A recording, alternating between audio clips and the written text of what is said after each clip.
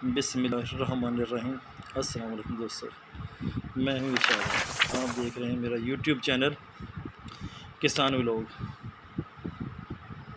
आप इसे like, share और कमेंट ज़रूर करें। इसके साथ ही आप मेरा फेसबुक पर एग्रीकल्चर इंफॉर्मेशन पेज फॉलो कर सकते हैं और इंस्टाग्राम पर भी आप मुझे फॉलो कर सकते हैं।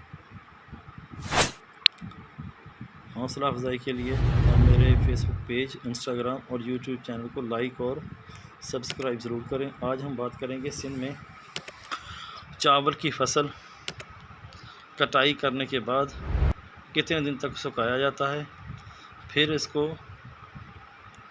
इकट्ठा करके थ्रेशर लगाई जाती है ताकि दाने साफ़ सुथरे निकल जाएं। हाँ, कुछ दिन पहले बारिशें हुई थी, इसी फसल की आपको मैंने वीडियो दिखाई थी। ये चावल थोड़े गिर गए थे और उस वीडियो में मैंने कहा था कि इसके ऊपर पोटाश और इजाबियन का स्प्रे किया है। इसके दाने बहुत अच्छे थे, बहुत अच्छी मुंजरें और सिट्टे मैंने आपको दिखाए थे, शायद आपको याद होगा।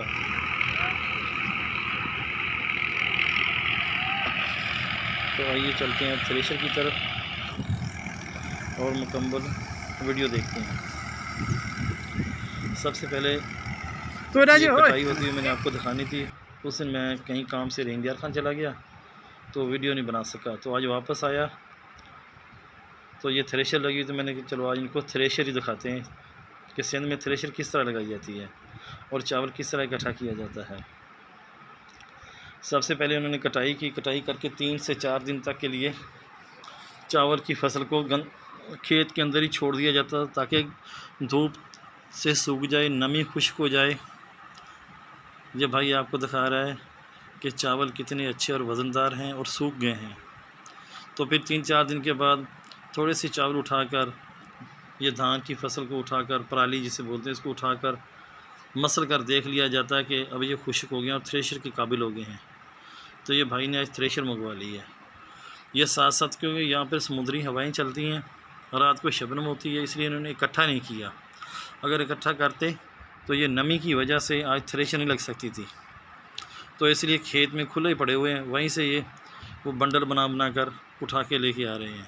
मज़दूर लगे हुए हैं और नीचे ये पानी गप थी, बारिश की वजह से ना ज़मीन बहुत गीली हो गई थी। इन्होंने नीचे पाल बिछा लिए हैं ताकि चावल के दानों का ज़िया ना हो सके, क्योंकि एक ज़मींदार के लिए दाना ही बहुत कीमती होता है। बहुत सारे थ्रेशर पे मज़दूर लगे हुए हैं, कुछ उठा रहे हैं, कुछ उसके अंदर वो फेंक रहे हैं, जिसको मुकामी ज़बान में कहते हैं बुक देना। इसके अंदर वो दे रहे हैं, गाला दे रहे हैं, देख रहे हैं आप।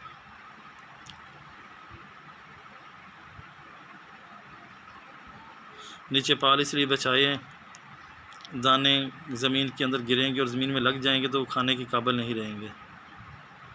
ये साथ साथ गट्टू, कट्टे, जिसको यहाँ सिंधी में कट्टे बोलते हैं, पंजाबी में गट्टू बोल देते हैं या थैले बोल देते हैं, वो भर रहे हैं। ये देखिए दाने कितने खुश और चमकदार हैं, बिल्कुल वज़नदार हैं, बिल्कुल खाली नहीं है।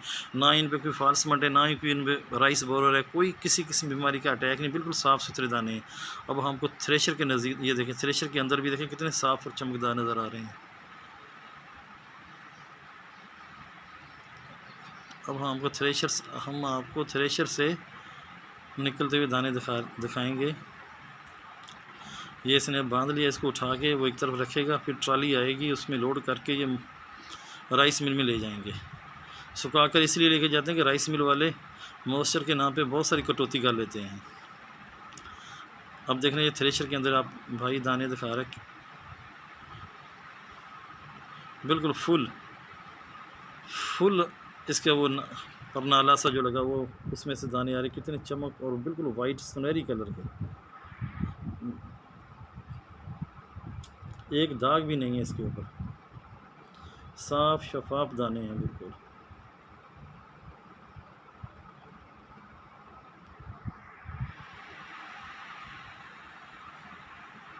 बीमारी से सिंध में इस वक्त तकरीबन चावलों की कटाई 50% हो रही है, कुछ लेट काश्त हैं और ज़िला बदीन में वैसे हाईब्रिड चावल बम्पर क्रॉप होती है।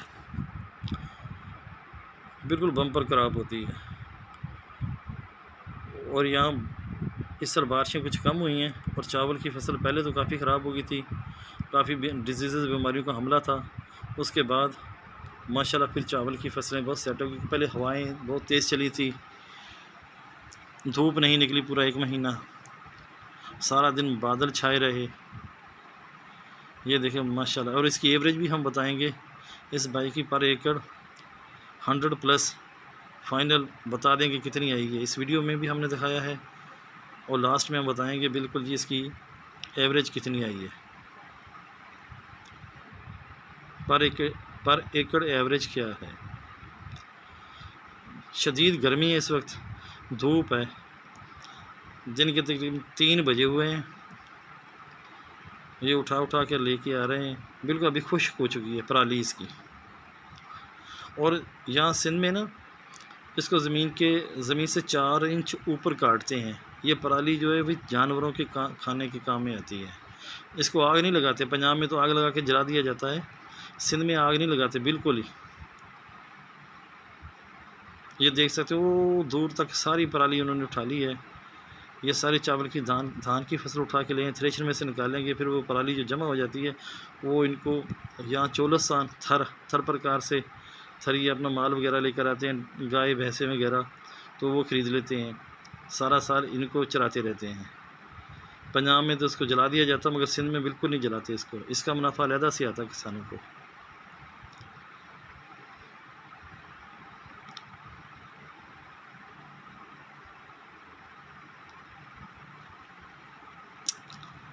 और वो इकट्ठा करेगा, गट्टू भरेगा। ये वाला थैला भर लिया इसने, थैले में तकरीबन 50 से लेके 60, ये 60 केजी वाले कट्टे हैं, ये 60 किलो के भरे हुए हैं। और मार्केट में ये 60 किलो की जगह पे हमें 63 किलो देना पड़ता है, 2 किलो वो काट लेते हैं मॉइस्चर के नाम पर। अगर मॉइस्चर 22-23% आ जाए तो अलहदा से उसकी कटिंग करते हैं, इसलिए इसको सुखाया इतने दिन।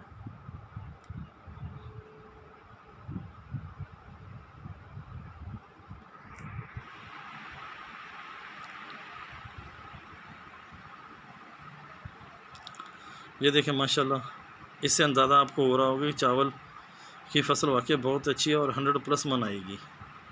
कितने साफ़ हैं, बिल्कुल सुनहरी गोल्डन कलर।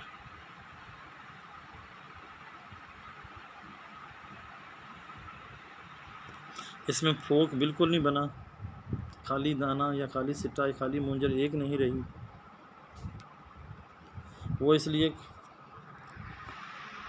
कि इसको इजाबियान, पोटाश, सल्फ़र, बहुत से मिनरल्स हैं और पेस्टिसाइडें, यूरिया, फास्फोरस, हर तरह की रिक्वायरमेंट पूरी की गई है। अब यहाँ से उठा के ये बाहर रख रहा है क्योंकि अंदर गप है, कोई ट्राली वगैरह अगर आएगी तो फंस जाएगी।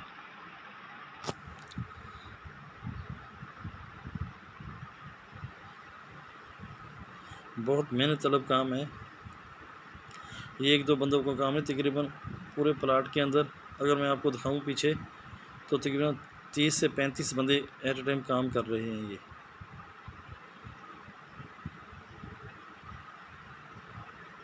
देखें कितनी साफ़ मूंजरे हैं इसकी। ये दाने भाई फिर दिखा रहा है कितने साफ़ और अच्छे हैं, बार बार ये मुझे दिखाते हैं कि देखो हमारे दाने कितने साफ़ और अच्छे हैं बिल्कुल।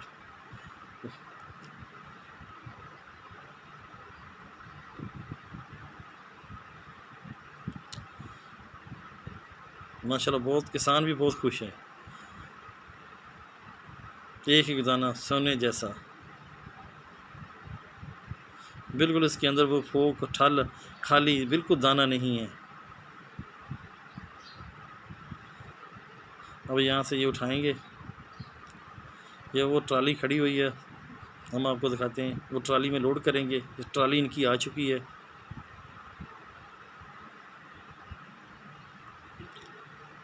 अब ये ट्राली के अंदर लोड करेंगे। इस ट्राली में लोड कर कर ये फिर राइस मिल में ले जाएंगे। राइस मिल वाले इसमें मॉइस्चर वगैरह चेक करेंगे, फिर वो सुखाएंगे,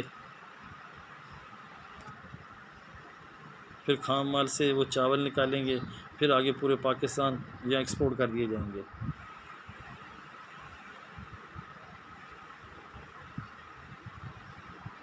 इस तरीके से अभी इनका काम घंटे डेढ़ का बाकी है।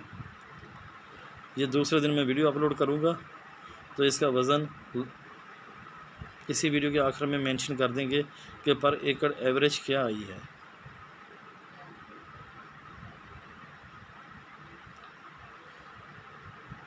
ये देखें, ये 60 किलो का कट्टा है, ये 60 किलो का थैला है।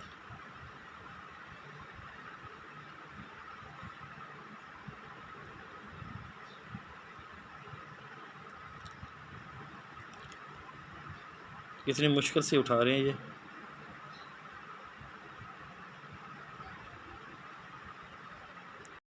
मेरा यूट्यूब चैनल किसान व्लॉग देखते रहें, शेयर करते रहें। कल इंशाल्लाह आपके लिए वीडियो सितंबर काश्त गन्ने की लेकर हाजिर होंगे। इसकी एवरेज आई है भाई 110 मन पर एकड़।